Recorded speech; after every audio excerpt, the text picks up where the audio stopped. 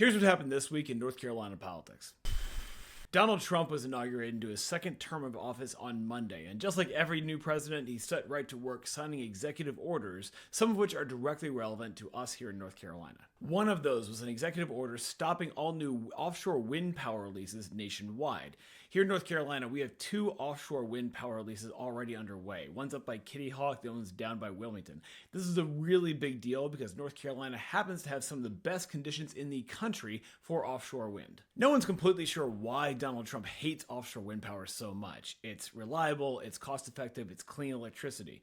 But if he is successful in killing those projects, then our power needs are going to have to come from somewhere else, and they'll probably wind up being dirtier sources like coal and gas. Trump also issued an order freezing spending related to the Bipartisan Infrastructure Plan and the Inflation Reduction Act, two of the Biden administration's biggest accomplishments. Together, those bills sent billions of dollars down to the states to do stuff like repairing highways and roads and rail and building new wastewater systems and other basic infrastructure. And they also set up big new incentives for private industry to build advanced manufacturing projects here in the US instead of going overseas. North Carolina has been one of the biggest beneficiaries of that strategy. We've seen billions of dollars invested in projects all over the state, from semiconductors to advanced batteries to solar panels and a whole lot more.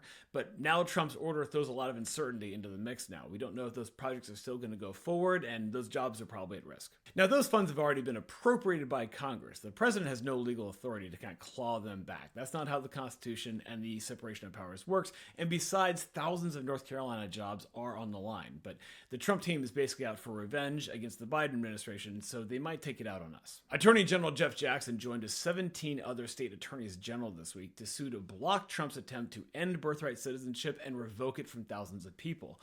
The 14th Amendment of the U.S. Constitution says verbatim that anyone born on American soil is an American citizen. President or not, Trump can't change the U.S. Constitution by the stroke of a pen any more than I can. That's just not how any of this works. So Jeff Jackson is clearly right on the legal merits here, and good for him for standing up for the U.S. Constitution. Look, a lot of this stuff feels really overwhelming right now. I get it, but don't let it get to you. This is a weird time our country is going through right now, but we are going to get through it. Just take care of yourself and those around you. It is way too cold out there, so bundle up and have a great weekend.